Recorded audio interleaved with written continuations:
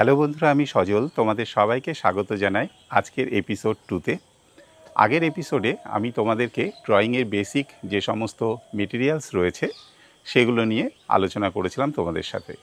আর আজকের পর্বে আমি একটা স্যাম্পল এক্সাম্পল তোমাদের সাথে আলোচনা করব যে ড্রয়িংয়ের বেসিকে যারা একদম নতুন ড্রয়িং শিখছো তারা কিভাবে স্টেপ বাই স্টেপ ড্রয়িংকে আরও বেশি ইমপ্রুভ করতে পারবে। তো এখানে যে সমস্ত টেকনিক্সগুলো আমি তোমাদেরকে এই এপিসোডে শেখানোর চেষ্টা করব সেগুলো কিন্তু তোমরা খুব মনোযোগ সহকারে দেখবে। আর যদি তোমাদের কোনো রকম এটা রিলেটেড কোশ্চেন্স থাকে বা তোমাদের আঁকা ড্রয়িং যদি আমার সাথে শেয়ার করতে চাও, তাহলে অবশ্যই এই নিচে দেওয়া হোয়াটসঅ্যাপ নাম্বারে তোমাদের আঁকা ড্রয়িং আমাকে হোয়াটসঅ্যাপ করতে পারো।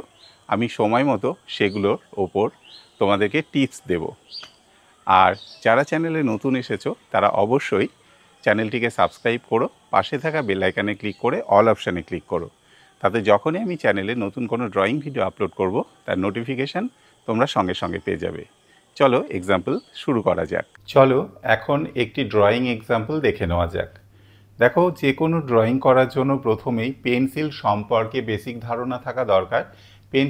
কি পেন্সিল ইউজ করা হবে এবং সেই পেন্সিলটি কিভাবে ব্যবহার করতে হয় ড্রয়িং করার সময় সেটা জানা কিন্তু খুব জরুরি।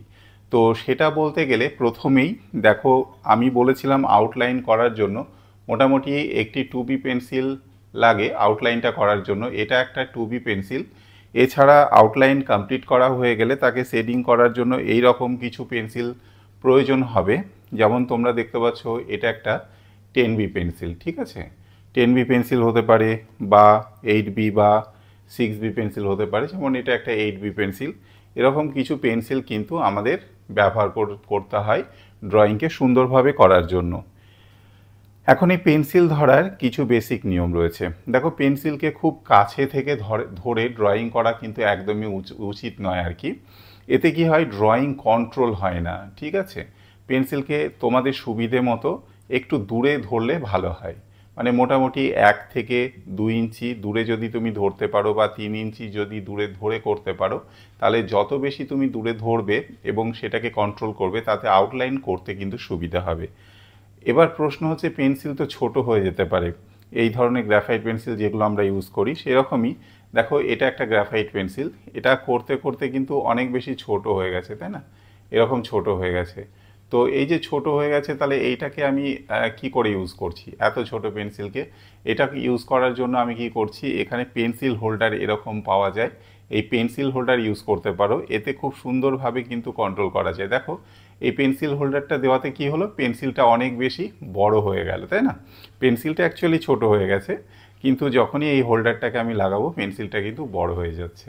তখন এইভাবে আমি ছবি করতে পারি, পেন্সিল কিন্তু নষ্ট হয় না। এভাবে যতটা পারা যায় পেন্সিলকে এভাবে সেভ করে কিন্তু কাজ করতে হয়। তো এবারে আউটলাইন পোর্শনটা দেখতে হবে। তো এই আউটলাইন করার জন্য আমি এখানে যে পেপারটা ইউজ করছি সেটা একটা A4 পেপার। এখানে জিএসএমটা ম্যাটার নয়, প্র্যাকটিস করার জন্য যে কোনো পেপারের ওপরে তোমরা ট্রাই করতে পারো, কোনো অসুবিধে নেই। প্রথমে আমরা এক্সাম্পল হিসেবে একটি ভিলেজ সিনারি এখানে ড্রয়িং করে নিচ্ছি। তো এটা করার জন্য দেখো, প্রথমেই আমি এইভাবে একটি অ্যাঙ্গেল তৈরি করলাম এবং এর সাথে ঘরের চালটা করার জন্য কোণ বরাবর আমি কয়েকটি লাইন এখানে ড্রয়িং করে নিচ্ছি, ঠিক আছে না? তো এরপর ঘরের বাকি কর্নারের যে পোর্শনটা হবে সেটাকেও আমি ঠিক এইভাবে এখানে লাইনটাকে ড্র করলাম। আর একটা খড়ের চাল দেখানোর মতো করে আমি এটাকে করছি। ঘরের কর্নারগুলোকেও আমি ঠিক এইভাবে এখানে ছোট ছোট করে ড্রয়িং করছি। এবার আমার লেফট হ্যান্ড সাইডে একটি আমি ঝোপ ছোট করে তৈরি করে নিচ্ছি। এটা দেখতে সিনারিতে খুব সুন্দর লাগে, তোমরা ট্রাই করবে অবশ্যই। দেখো, এই ছোট ছোট ঝোপ করার জন্য এখানে আলাদা কোনো মেজারমেন্টের প্রয়োজন নেই, ঠিক আছে। ঘরের নিচের যে লাইনগুলো হবে সেখানেও আমি ঠিক এইভাবে এটাকে করলাম।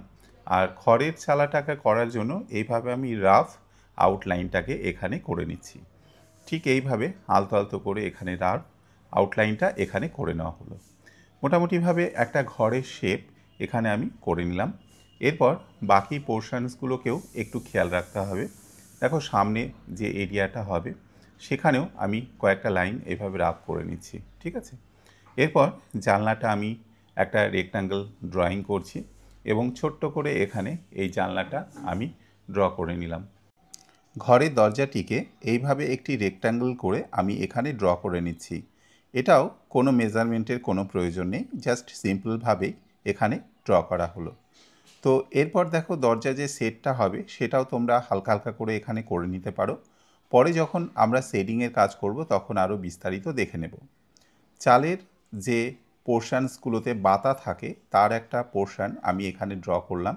আর ঘরে যে খড়গুলো দিয়ে চালটাকে করা হয়েছে সেই খড়ের যে লাইনটা হবে, চালের যে লাইনটা হবে, সেটাকেও ঠিক এইভাবে আমি এখানে লাইন বাই লাইন করে নিচ্ছি।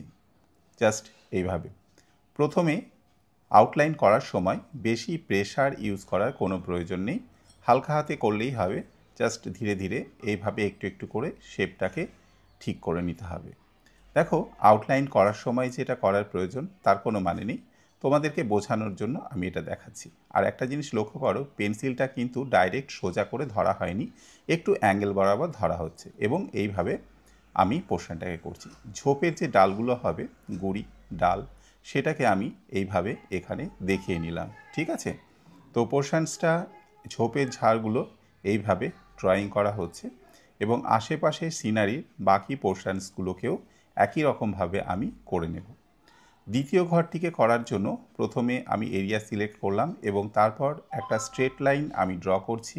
এরপর চালটাকেই প্রথমে আমি করে নিচ্ছি অ্যাঙ্গেল বরাবর এবং তারপরে পোর্শনটাকে আমি ঠিক এইভাবে করে নিলাম। এক্ষেত্রে নাড়ার বা খড়ের চাল না করলেও হবে, জাস্ট সিম্পলভাবে আউটলাইনটা করছি। প্রথমে যেহেতু প্রথম ঘরটা আমি তোমাদের সাথে আলোচনা করেছিলাম, তাই দ্বিতীয়টা আর কিছু ডিটেলস করলাম না, জাস্ট রাফভাবে এটাকে এখানেই ছেড়ে দিলাম। ঠিক আছে, তো এইভাবে বাতার পোর্শনসগুলো হয়ে গেল। এখন এরিয়াটা ঠিক করে তোমাকে দেখে নিতে হবে যে এরপরে তুমি আর কি করতে চাও।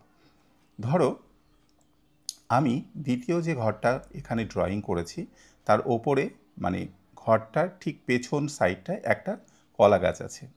তো কলা গাছ আঁকা খুবই সহজ। প্রথমে এইভাবে একটা কার্ভ লাইন করে নিয়ে পাতার এরিয়াগুলোকে এইভাবে ছেঁড়া ছেঁড়া করে আমি এখানে ড্র করলাম, কলা পাতা যেমনটি হয় আর কি। জাস্ট একটা কার্ভ লাইন করো আর তারপর এইভাবে আস্তে আস্তে করে নাও। তোমাদের যদি ড্রয়িং রিলেটেড কোনো রকম কোশ্চেন থাকে বা তোমরা যদি তোমাদের আঁকার ড্রয়িং আমার সাথে শেয়ার করতে চাও, তাহলে দেখো নিচে আমি হোয়াটসঅ্যাপ নাম্বার দিয়ে দিলাম, ওখানে তোমাদের আঁকার ড্রয়িং আমার সাথে শেয়ার করতে পারো। আর কলা পাতার ওপরের পোর্শনটাকে এইভাবে করে নিলাম। পাতার সংখ্যা কম বেশি হতে পারে, ইচ্ছে মতো এটাকে কম বেশি করা যেতে পারে। ঠিক আছে, এবারে বাকি যে এরিয়াগুলো হবে, ঘরের আশেপাশে যে সমস্ত অংশগুলো হবে, সেখানে এইভাবে হালকা হালকা করে রাফ কয়েকটা লাইন আমি ড্র করে নিচ্ছি। পাশে আমি একটা গাছ এখানে ড্রয়িং করছি। গাছটা করার সময়ও কোনো মেজারমেন্ট করে নিয়ে করার কোনো প্রয়োজন নেই, জাস্ট ডালগুলোকে এইভাবে ইচ্ছে মতো এদিক সেদিক করে করে নিলেই হবে। পাতার পোর্শনটাও তাই, এইভাবে হালকা হালকা করে ডাল এবং পাতার যে শেডগুলো থাকবে সেগুলোকেও আমরা একই রকমভাবে এখানে দেখে নিতে পারি।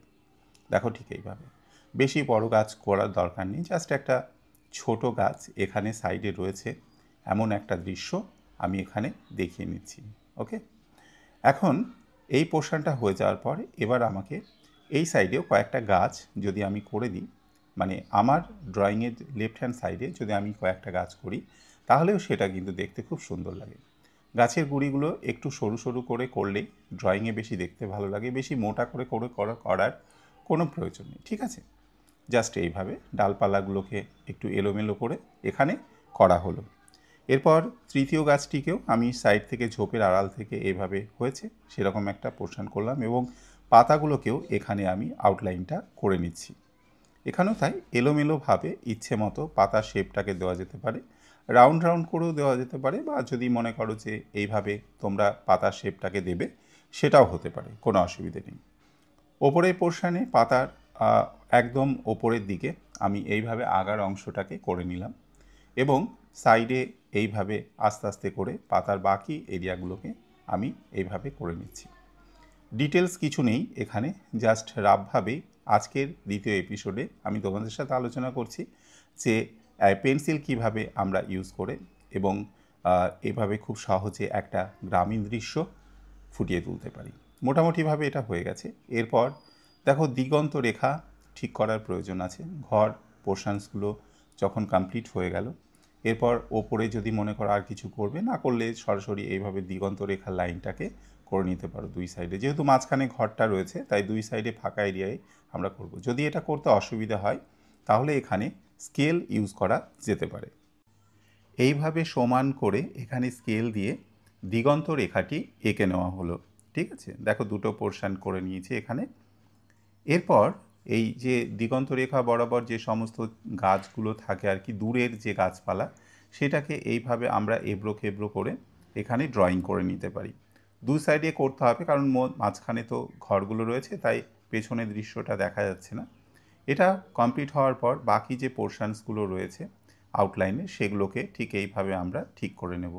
সামনের পোর্শনেও যে মাটি রয়েছে বা এরিয়া রয়েছে সেটাকে এইভাবে এখানে ঠিক করে নেওয়া যেতে পারে। তো মোটামুটি এইভাবে একটা হালকা করে বা সহজ করে আমরা একটা আউটলাইন গ্রামীণ দৃশ্যের করে নিতে পারি। এরপর এটার ওপর পেন্সিল শেডিংয়ের কাজ করা যেতে পারে, সেটাও আমরা এখানে আলোচনা করে নেব। এখন শেডিংয়ের কাজ করার জন্য এখানে আমি 10B গ্রাফাইট পেন্সিল ব্যবহার করছি।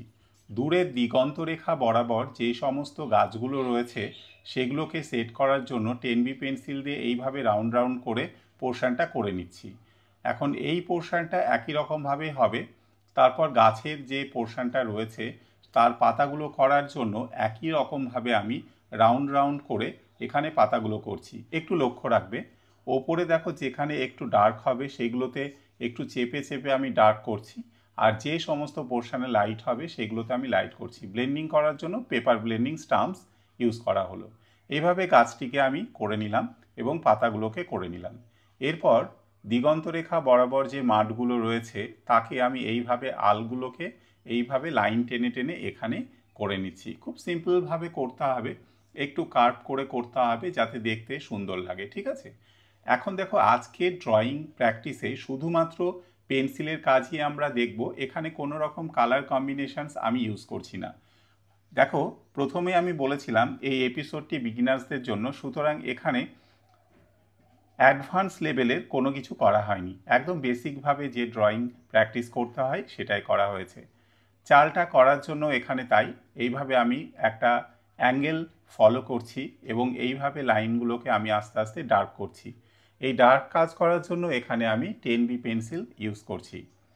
পেন্সিল, গ্রাফাইট পেন্সিল বা চারকোল পেন্সিল, যে কোনো পেন্সিল আমরা প্র্যাকটিস করতে পারি, কিন্তু বিগিনার্সরা প্রথমে গ্রাফাইট পেন্সিলটাই ব্যবহার করবে। ঠিক এইভাবে এবারে এটাকে ব্লেন্ড করার জন্য পেপার ব্লেন্ডিং স্টাম্পস আমি ইউজ করছি। এইভাবে পুরো পোর্শনটা একটু ব্লেন্ডিং করে নিই, ফাস্ট ফরওয়ার্ড করে নেওয়া হলো এবং বাকি যে সমস্ত ঘরের এরিয়া শেডিংগুলো আছে সেগুলোকে আমি একটু ভিডিওর স্পিডটাকে একটু বাড়িয়ে নিয়েছি যাতে তাড়াতাড়ি করে এই পুরো পোর্শনটা আমি কমপ্লিট করে তোমাদেরকে দেখাতে পারি।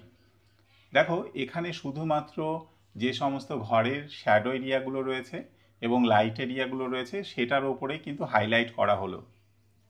এরপর জানলাটা করার জন্য আমি ঠিক এইভাবে একটা রেক্ট্যাঙ্গেল ফলো করছি।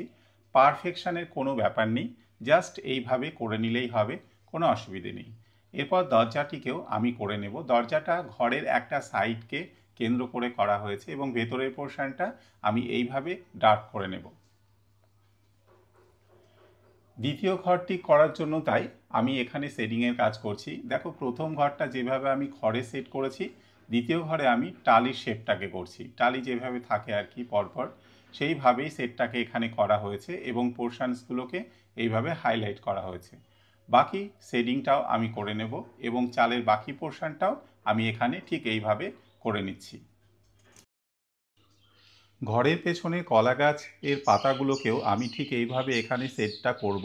এটা করার সময়ও 10B গ্রাফাইট পেন্সিল আমি ইউজ করছি। একটু নিচের দিকে যেখানে শ্যাডো পড়ছে সেই পোর্শন থেকে আমি লাইনগুলোকে করে নিলাম। এরপরে এই লাইনগুলোকে কমপ্লিট করার পর এখন পেপার ব্লেন্ডিং স্টাম্পস দিয়ে এইভাবে ঘষে ঘষে আমি পাতাগুলো সেটটা কমপ্লিট করে নেব। এরপর ঘরের পেছনের দিকে যেটা ডার্ক এরিয়া হবে সেই ডার্ক এরিয়ার কাজটা আমি এইভাবে করব। এরপর দেখো পেপার ব্লেন্ডিং স্টাম্পস দিয়ে বাকি পোর্শনটাকে আমি ব্লেন্ড করে নিচ্ছি। এখানে ঘরের পেছনে যে গাছটা রয়েছে, প্রথম গাছটা যেভাবে আমরা রাউন্ড রাউন্ড করে পাতাগুলো করেছিলাম, ঠিক একই রকমভাবে এখানেও পাতাগুলোকে আমি এইভাবে আস্তে আস্তে করে ঠিক করে নেব। তো বেশি চাপ দিয়ে ঘষার কোনো প্রয়োজন নেই, আস্তে আস্তে করে করলেই হবে। পেছনের গাছটা কমপ্লিট হয়ে যাওয়ার পর আশেপাশে যে সমস্ত শেডিংয়ের কাজগুলো করতে হবে সেগুলো দেখে নেব।